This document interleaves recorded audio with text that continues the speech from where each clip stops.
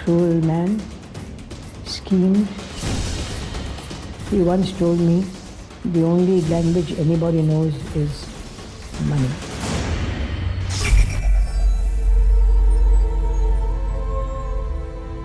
Partying and dancing in the discos and having, apparently the maid says, have parties on her grave.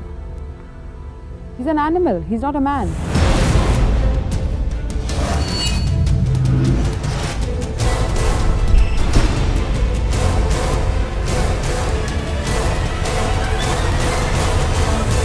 इस कहानी का अचानक आज ख्याल आया कि आपको मैं सुनाऊं, और पहले से कोई प्लान नहीं था, पर मुझे लगा कि इस कहानी में इतने पेचोखम है, इतनी उलझी हुई कहानी थी, इतनी मिस्ट्री थी इसमें कि किसी को भी चौंका दे और दहला भी दे। अगर इस कहानी को मैं 2-3 लाइन में आपसे कहूं कि कोई एक ऐसा आशिक जो अपनी मोहब्बत का गला अपनी हाथ से घोटे, वो भी पूरा नहीं अधूरा, फिर उसे एक ताबूत में बंद करे, ताबूत के ऊपर से लॉक कर दे, उस ताबूत को जमीन के अंदर दफना दे, जिंदा तब तक थी वो, और फिर उसके ऊपर मार्बल का फ्लोर तैयार करे, बहुत खूबसूरत इटालियन मार्बल, और फिर 3 साल तक उस ताबूत के ऊपर जो फ्लोर है, हर शाम वो एक पार्टी रखे, अपने दोस्तों को बुलाए, लड़कियों को बुलाए, और उनके साथ वहां डांस करे, गाना बजे, और वो थिरके, और जिस जगह पे थिरके उसके नीचे किसी की लाश हो। इसीलिए किसी ने इस कहानी का नाम दिया था डांस ऑन द ग्रेवयार्ड, कब्र के ऊपर डांस। बात ये 1991 की है, जब शुरुआत हुई थी। अप्रैल का महीना था। एक शाकरे खलीली नमाजी, ये पूरा नाम है, बहुत ही खूबसूरत मैसूर राजघराने की दीवान की बेटी शाकरे खलीली नमाजी 1991 में अचानक गायब हो जाती हैं। मई के महीने में शाकरे खलीली की 4 बेटियां थी, 3 उनसे अलग रहती थी, एक साथ। जो साथ रहती थी वो थी सबा खलीली। मुंबई में मॉडलिंग की कोशिश कर रही थी, कुछ छोटे मोटे मॉडलिंग के असाइनमेंट मिले थे, वो भी बहुत खूबसूरत। अब ये जो 4 बेटी थी, इससे पहले कि मैं 91 की कहानी आऊं, उससे पहले 85 में आता हूं। 85 में शाकरे खलीली की शादी अकबर खलीली 1985 में उनके साथ होती है। IAS अफसर थे अकबर खलीली, ऑस्ट्रेलिया में इंडिया के हाई कमिश्नर भी रहे। तो शाकरे खलीली और अकबर खलीली की शादी हुई 1985 में। उसके बाद इनकी 4 बेटियां हुई। पूरा फैमिली खुश ठीक ठाक रह रहा था, लेकिन शाकरे खलीली को एक चीज का अफसोस था कि उनको कोई बेटा नहीं है। तो उस बेटे को लेकर कई बार परिवार में झगड़ा भी चल रहा था, सब कुछ हो रहा था। इसी दौरान 1991 में शाकरे खलीली दिल्ली आती हैं। दिल्ली में एक यूपी के शाही फैमिली का घर था, राजशाही फैमिली का पुराने। तो उनके घर में कोई शादी थी, वहां पे वो आती हैं। तो जब वो शादी में आती हैं तो यहां उनकी मुलाकात एक शख्स से होती है, स्वामी श्रद्धानंद उसका नाम था। उससे पहले उसका नाम था मुरली मनोहर मिश्र। ये मध्य प्रदेश सागर का रहने वाला था, और दिल्ली में जो यूपी का शाही परिवार था उसके घर में ये नौकर हुआ करता था। लेकिन नौकर होने के साथ इसकी एक और खासियत थी, ये टैक्स के मामले में और प्रॉपर्टी के मामले में बहुत तिकड़मबाज हुआ करता था। लोगों के काम भी कराता था, उस शाही परिवार के भी कई काम कराता था, और ये थोड़ा सा अपने आप को तंत्र मंत्र और इस तरीके की चीजों का भी जानकार बताता था। तो 91 में जब शाकरे खलीली नमाजी दिल्ली आती हैं तो उस फैमिली के साथ रुकती हैं, और वहीं उनकी मुलाकात पहली बार इस मुरली मनोहर मिश्र उर्फ स्वामी श्रद्धानंद से होती है, जो MP के सागर का रहने वाला है। तो जब मुलाकात होती है तो उस दौरान में, शादी के दौरान ही मुरली मनोहर को पता चलता है कि शाकरे खलीली की 4 बेटी हैं और उनको एक बेटा चाहिए। तो ये उन्हें अपने जाल में फंसाता है। शाकरे खलीली बहुत खूबसूरत थी। जाल में फंसा के ये कहता है कि उनको बेटा हो जाएगा, उसके पास इसका उपाय है। बेटे की लालच में शाकरे खलीली नमाजी जो हैं वो इस मुरली मनोहर मिश्र उर्फ स्वामी श्रद्धानंद के चंगुल में फंस जाती। इसके बाद दोनों के बीच एक रिलेशनशिप हो जाती है, दोनों में प्यार हो जाता है। लेकिन यहां अलग अलग वजह थी। शाकिर खलीली को एक बेटा चाहिए था और उसे लगा कि स्वामी श्रद्धानंद उसकी ये मुराद पूरी करेगा, और स्वामी श्रद्धानंद को मालूम था कि ये मैसूर राजघराने के दीवान की बेटी है और अरबपति है, तो उसकी नजर शाकिर खलीली की दौलत पर थी। तो उसने उस दौलत को पाने के लिए ये मोहब्बत का नाटक किया। यहां तक बात ठीक थी। उसके बाद वो वापस मुंबई लौट जाती, तभी मुंबई में रहती थी शाकिर खलीली। और मुंबई लौटने के बाद एक दिन अचानक घर वालों को पता चलता है कि शाकिर खलीली ने स्वामी श्रद्धानंद मिश्र से शादी कर ली। अब ये बात एकदम बम की तरह फूटता है परिवार पर, इसलिए कि तब तक शाकिर खलीली की उम्र करीब 48 साल हो चुकी थी, 48 साल की थी, और उनकी 4 बेटियां थी। अब 4 बेटी की मां 48 साल की उम्र में दूसरी शादी करती हैं और अकबर खलीली को तलाक दे देती हैं, जो पहले पति थे। आइए सबसे तो इस शादी की खबर सुन के परिवार जो है वो बहुत बुरा मानता है, और जो 3 बेटी थी शाकिर खलीली की, वो अपनी मां को छोड़ देती है, अपने बाप के साथ रहती हैं अकबर खलीली की। जो सबसे छोटी बेटी थी सबा, वो अपनी मां का साथ नहीं छोड़ती, वो शाकिर खलीली के साथ ही रहती है। शाकिर खलीली शादी करने के बाद बेंगलोर चली जाती। बेंगलोर में उनकी अपनी बहुत सारी प्रॉपर्टी थी, हवेली थी, तो वो बेंगलोर में जाके रहने लगती हैं स्वामी श्रद्धानंद के साथ, जो कि मुरली मनोहर मिश्र था।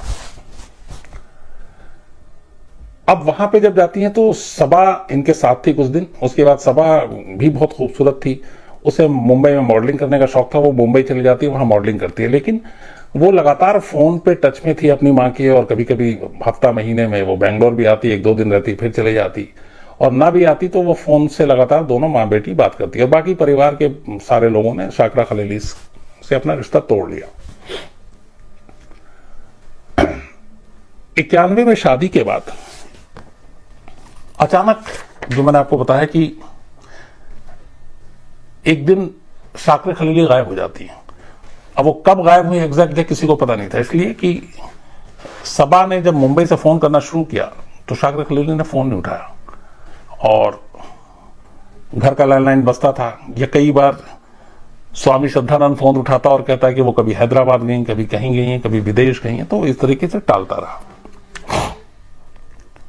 तो मई के महीने से यह सिलसिला शुरू हुआ कि शाकिर खलीली का किसी से फोन पे बात नहीं हो रहा, मतलब अपनी बेटी से। इसके बाद करीब 9 महीना गुजर जाता है। 9 महीने तक स्वामी श्रद्धानंद सबा खलीली को लगातार टालता रहता है कि यहां है, वहां है, वहां। जो आखिरी उसने जब इसने फोर्स किया सबा ने कि 9 महीने हो गए, मेरी मां का कुछ सुराग नहीं मिल रहा, कोई पता नहीं मिल रहा, तो मैं पुलिस के पास जाऊंगी। तो वो कहता है कि नहीं, तुम्हारी मां जो है वो प्रेग्नेंट है और यूएस गई हैं डिलीवरी कराने के लिए। यूएस में, अमेरिका में एक रूजवेल्ट अस्पताल है न्यूयॉर्क में, वहां पे। तो सबा पढ़ी लिखी होशियार थी, उसने फौरन ढूंढा और यूएस में न्यूयॉर्क का रूजवेल्ट अस्पताल का नंबर लिया। वहां उसने फोन किया, उसने बोला कि ये पेशेंट हैं शाकिर खलीली नमाजी के नाम की, मुझे बात करनी है। तो हॉस्पिटल ने पूरा रिकॉर्ड चेक करके बताया कि यहाँ पे इस नाम की कोई पेशेंट है ही नहीं। जब हॉस्पिटल से ये सुराग मिला तो फिर उसने स्वामी श्रद्धानंद को वापस फोन किया कि वहां तो गई नहीं है, तुम झूठ बोल रहे हो। तो स्वामी श्रद्धानंद ने फिर कुछ और झूठ बोलना शुरू किया, तो उसे शक हो गया। तब गुमशुदगी के 9 महीने के बाद जून 1992 में सबा खलीली बेंगलोर पहुंचती है, और बेंगलोर में जो इनका घर था वो अशोक नगर इलाके में आता है, पॉश एरिया है। तो अशोक नगर पुलिस स्टेशन में जाके अपनी मां की गुमशुदगी की रिपोर्ट लिखा देती है और कहती है कि मेरी मां ऐसे ऐसे, लास्ट मेरी बात जो हुई थी वो मई में हुई थी 1991 में, उसके बाद से कुछ नहीं। और जो मुझे डाउट है जिसके ऊपर, जो मेरी मां को गायब करने के पीछे, वो स्वामी श्रद्धानंद उसका पति है जिसने उससे शादी की थी।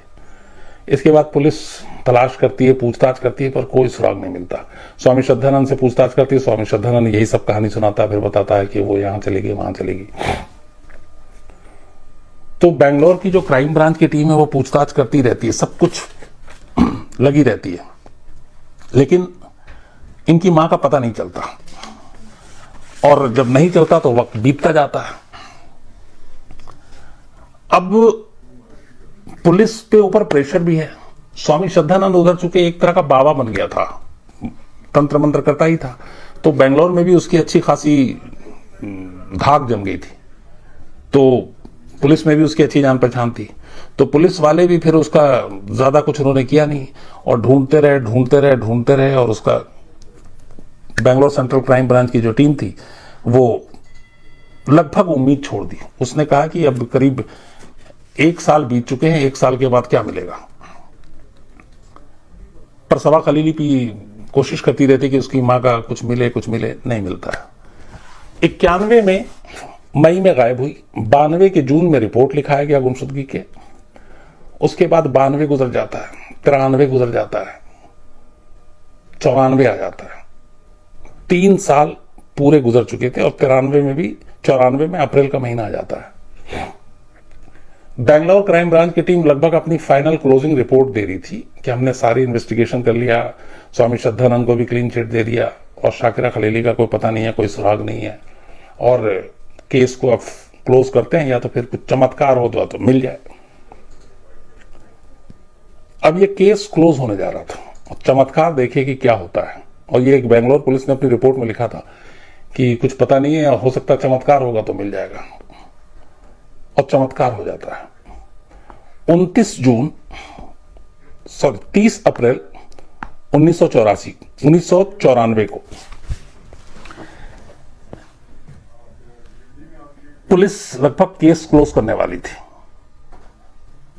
और 29 अप्रैल को, मतलब 30 अप्रैल तक इनको देना था एक रिपोर्ट अपना बनाकर, और 29 अप्रैल 1994 की रात को क्राइम ब्रांच का, जिसके पास ये पूरा मामला था, उसके एक कांस्टेबल का दोस्त था, दूसरा कांस्टेबल जो क्राइम ब्रांच में नहीं था, बेंगलोर पुलिस में था, कर्नाटक पुलिस में था, वो एक शराब के ठेके के बाहर ड्यूटी दे रहा था और वहां पे कुछ लोग खड़े होकर शराब पी रहे थे। तो उनमें एक बंदा था, वो भी शराब पी रहा था। शराब पीते पीते कुछ लोग बात कर रहे थे वहां पे पुलिस के बारे में, क्राइम के बारे में। तो वो कुछ ज्यादा ही नशे में था वो शख्स। उसने अचानक बोला कि ये पुलिस क्या होती है, कुछ नहीं होती है। अब देखो हमारे साहब को 3 साल हो गए, हमारे साहब ने एक मर्डर किया, आज तक पुलिस साहब को पकड़ना छोड़ो, लाश भी नहीं ढूंढ पाई है। अब जब ये कांस्टेबल के कान तक बात पहुंची तो कांस्टेबल का कान खड़ा हो गया, वो गया उसके पास। अच्छा, वो पुलिस वाला भी घाघ, उसने ये शो नहीं किया और सादी वर्दी में था कि वो पुलिस वाला है, तो उसने भी उसको थोड़ा और भड़काया, चढ़ाया उसको। वो वैसी शराब के नशे में, उसने कहा क्या बात कर रहा, लंबी लंबी छोड़ो, ये सब है उसमें कैसे केस क्रैक हुआ था। तो बोले तुमको क्या पता, तुम नहीं जानते। उसने कहा कभी शाकिरा खलीली नवाजी का नाम सुना है? अब जैसे ही उसने ये नाम सुना, चूंकि वो बेंगलोर पुलिस में लगभग ज्यादातर पुलिस वालों को भी, वो बेंगलोर से ही लास्ट मिसिंग थी, तो थाने में भी ये रिपोर्ट गई थी, फोटो गया था, और वो चूंकि क्राइम ब्रांच का कांस्टेबल इसका दोस्त है, इसलिए इस केस से वो बहुत ज्यादा उसको जानकारी थी। तो कहता हाँ नाम नहीं, वो कहता है कि नाम नहीं सुना, कौन थी ये, नहीं जानते। तो बोला तू नहीं जानता, इतनी बड़ी वो दीवान की बेटी थी और हमारे साहब ने उसको मार के और घर में ही दफना दिया, और वो भी ताबूत में, और वो ताबूत मैं खरीद के लाया था। अब जब ये बोलता कहता तू छोड़ रहा है। उसने कहा कि आज भी वो दुकान है, वो एक दुकान का नाम लेता, बहुत फेमस दुकान था कारपेंटर का, कहता वहां से लिया था। तब तक इसको समझ में यकीन आ जाता है कि हाँ ये सही कह रहा है। तो ये उसी वक्त उसके बाद पुलिस वालों को इतला देता है और उसको उसी शराब पीते हुए रात को उठाया जाता है और थाने ले जाया जाता है। उसका जब उससे पूछताछ होती है, जब उसका नशा गुल हो जाता है, तो पता चलता है कि वो स्वामी श्रद्धानंद का नौकर था और उसके घर में काम किया करता था। अब उसने करीब 1-2 साल से काम छोड़ दिया था। उसके बाद वो पुलिस को जब कहानी सुनाता है तो पुलिस सबसे पहले काम ये करती है कि उस दुकान में जाती है जहां से इसने कहा था कि वो ताबूत में खरीद कर लाया था। अब जब वो उस दुकान तक पहुंचती है पुलिस, तो उस दुकानदार से पूछती है, अच्छा वो ताबूत जो था वो एकदम आदम का ताबूत था, मतलब जिसमें आप डेड बॉडी रखते हैं, लाश रखते हैं। तो वो जो दुकान जहां से लिया था, उस दुकानदार से जब पूछा तो उसने कहा कि हाँ 3 साल पहले एक ऐसा खास ताबूत मेरी दुकान से ले गया था। फिर वो अपना डायरी वायरी पलट के बताता है, नाम ये था और उसने कहा कि वो जो स्वामी श्रद्धानंद आया था उसने एक लाइन कहा था कि मेरे पास एक एंटिक वैल्यू की आदम कद मूर्ति है, जितने इंसान की हाइट होती, तो वो एंटिक वैल्यू की एक मूर्ति है, उस मूर्ति को मुझे उस ताबूत में रखना है, तो मुझे ऐसा ताबूत चाहिए, ताबूत भी एंटिक हो। तो उसने जो बहुत ही एंटिक ताबूत उसको दी और वो 3 साल पहले ले गया। जब ये बात पुलिस को पता चली तो फिर पुलिस को यकीन हो गया, और ये 29 अप्रैल की रात की बात थी। 30 अप्रैल की सुबह ताबूत की दुकान में जाकर पुलिस ने कंफर्म किया, उस दुकानदार ने पूरी चीज बता दी। अब फिर पुलिस ने कड़ियां जोड़नी शुरू की। उसके बाद दोपहर होते होते स्वामी श्रद्धानंद के घर क्राइम ब्रांच की टीम पहुंचती है। उसके बाद स्वामी श्रद्धानंद से पूछताछ होती है, नौकर को सामने लाया जाता है। जैसे ही नौकर को स्वामी श्रद्धानंद देखता है वैसे ही उसकी हालत खराब हो जाती है। फिर स्वामी श्रद्धानंद से जो पुलिसिया स्टाइल में पूछताछ हुई। पहले तो वो मना करता रहा, गार्ड था, और उसने पुलिस वाले को डराया धमकाया भी कि मेरी पहुंच ये है वो है, क्योंकि बाबा था वो। तो लेकिन जब पुलिस ने अपनी सख्ती दिखाई, चूंकि सबूत सामने था, थोड़ी देर के बाद फिर स्वामी श्रद्धानंद खुल जाता है। उसके बाद वो कहानी सुनाता है पुलिस को। अब वो कहानी ये थी कि जब दिल्ली में 1991 में ये पहली बार मिली थी शाकरे खलीली इससे, तो इसे पता था, उसे मिलाया गया था कि ये मैसूर राजघराने की दीवान की बेटी है, इनके मैसूर में, बेंगलोर में, मुंबई में बहुत सारी प्रॉपर्टी है और करोड़ों अरबों रुपए की मालकिन है। तभी से उसने कि इनके पैसे हड़पने, उसने उससे शादी का प्लान बनाया।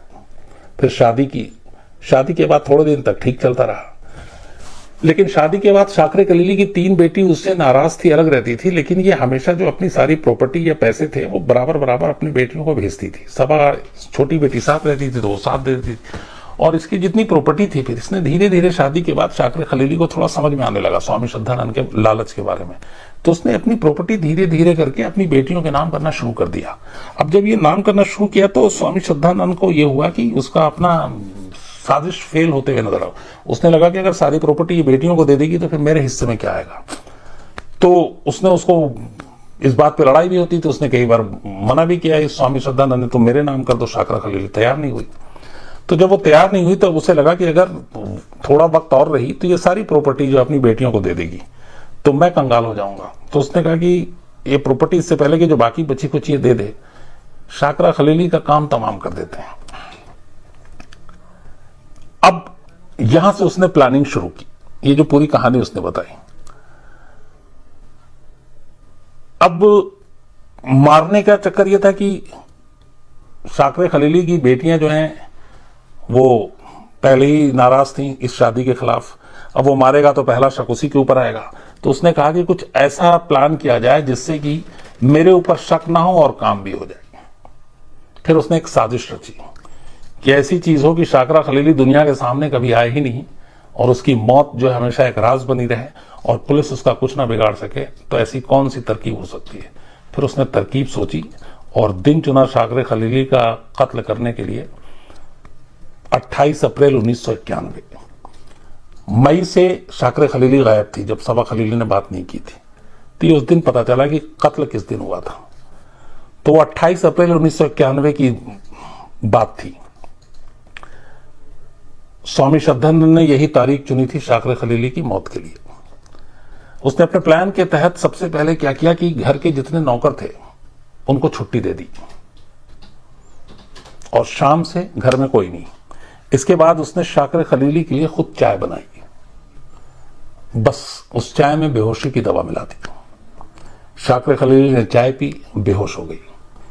जैसे ही बेहोश होती है वो उसको एक गद्दे में लपेटता है और उस गद्दे को जो इसने ताबूत मंगाया था एंटिक वैल्यू मूर्ति रखने के लिए, वो ताबूत उसी दिन 29 तारीख को डिलीवरी हुई थी दिन में। उसके बाद बेहोश करके गद्दे में लपेट के उस गद्दे को ये उस ताबूत में डालता है शाकरा खलीली समेत। ताबूत का ढक्कन बंद करता है, उसमें ताला लगाता है। कोई गला नहीं दबाता, कोई कत्ल नहीं करता, सिर्फ बेहोश करके। मतलब उसने जिंदा ताबूत में उसको बंद कर दिया था। उसके बाद ताबूत में ताला लगाने के बाद इसने उसी दिन जो नौकरों को छुट्टी दी थी एक काम और कराया था।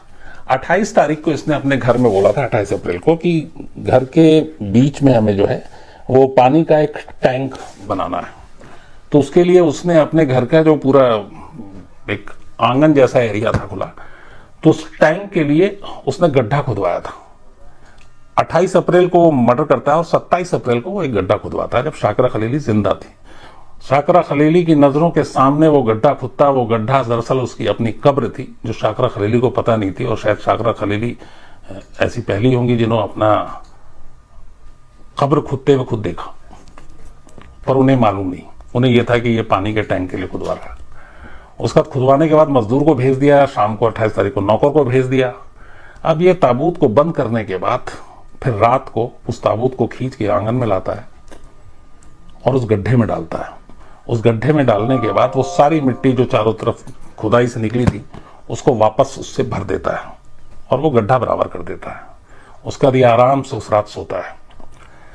अगले दिन सारे नौकर आते हैं। फिर ये उसने मिस्त्री को पहले ही बोल रखा था कि तुम्हें आना है। दो अलग अलग तरह के, एक गड्ढा खोदने वाला था, एक उसने बोला था पानी का टैंक जो लगाएगा वो अलग कारीगर और मजदूर आएंगे, और एक आएगा जो मार्बल का फ्लोर लगाएगा। तो मिट्टी बराबर थी। उसने उसके बाद नौकर को बुलाया, उसने कहा ये बाकी लोग अपना काम कर गए, अब इसको बराबर कर दो। तो फ्लोरिंग होना है, इटालियन मार्बल, बेहतरीन टाइल्स। उसने उस पूरे आंगन में उस जिसके अंदर कब्र थी उसके ऊपर इसने बिछवा दिया।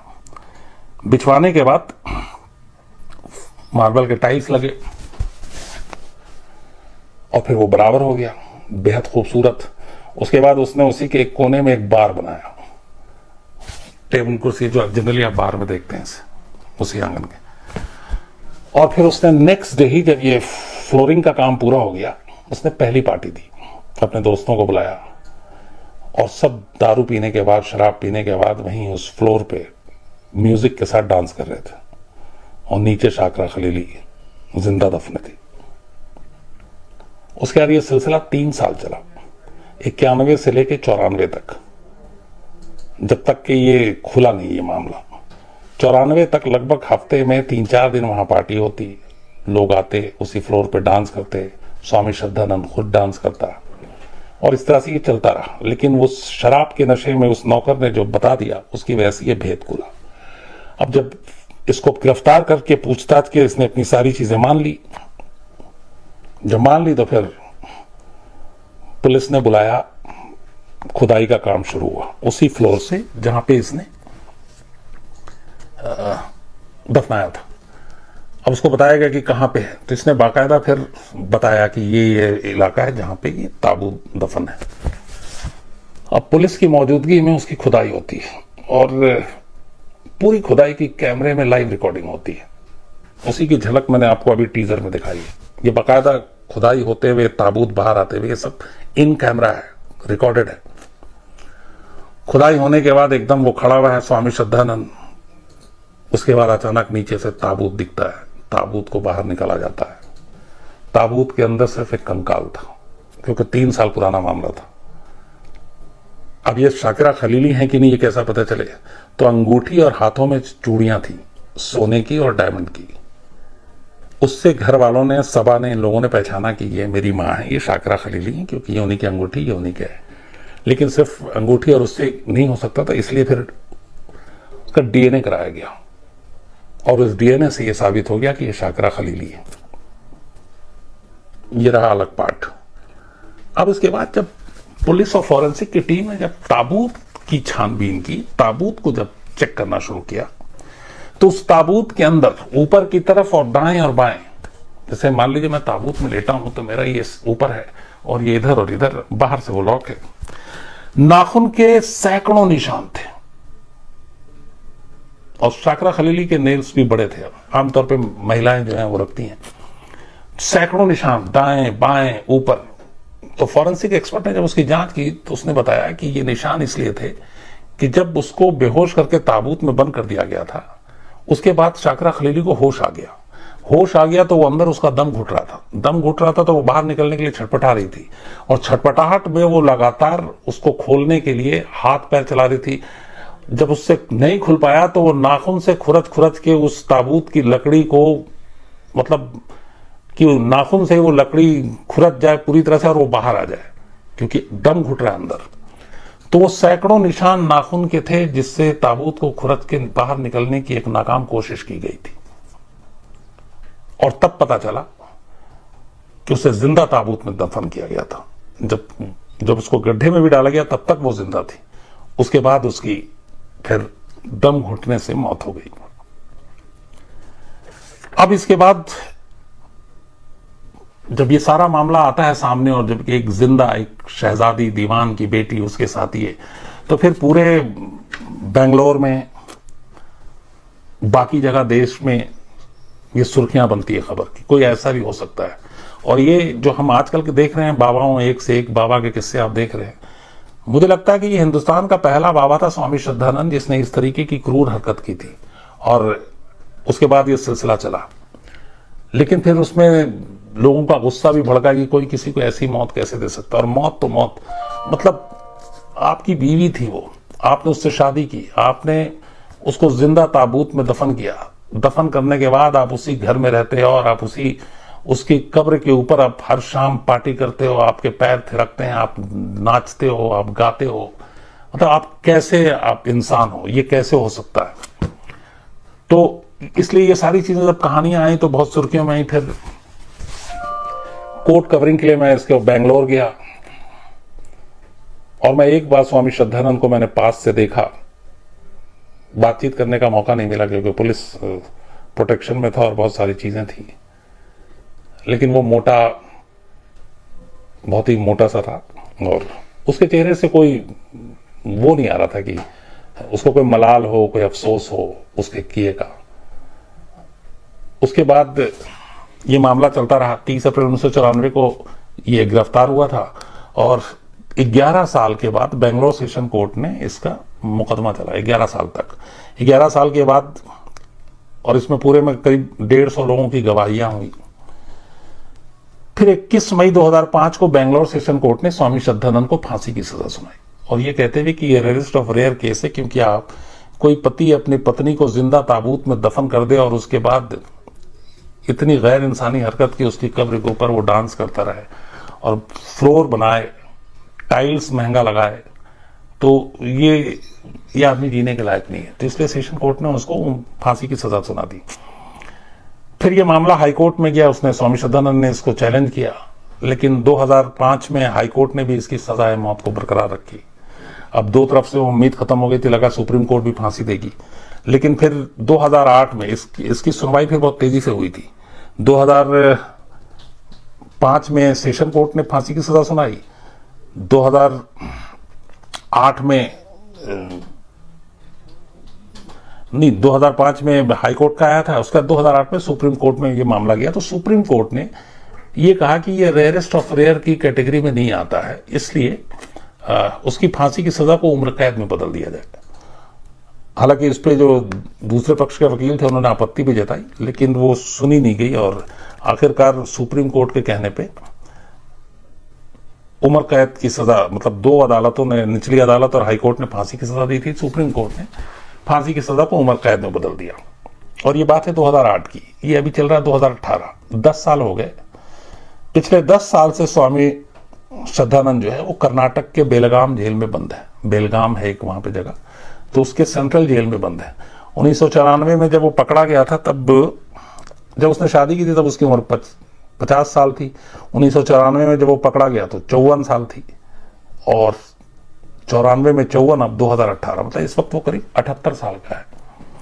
तो 78 साल हो गए। 78 साल की उम्र में वो अभी जेल में है और उसको ताउम्र कैद की सजा हुई है, मतलब जब तक वो जिंदा रहेगा तब तक जेल में रहेगा।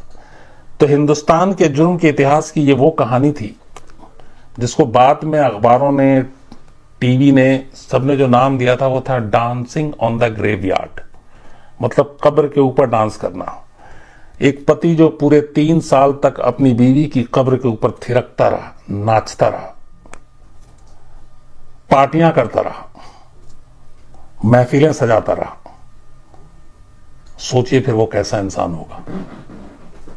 तो ये थी शाकिर खलीली नवाजी की कहानी जिसने एक वक्त में हिंदुस्तान के हर राज्य में, हर अखबार में सुर्खियां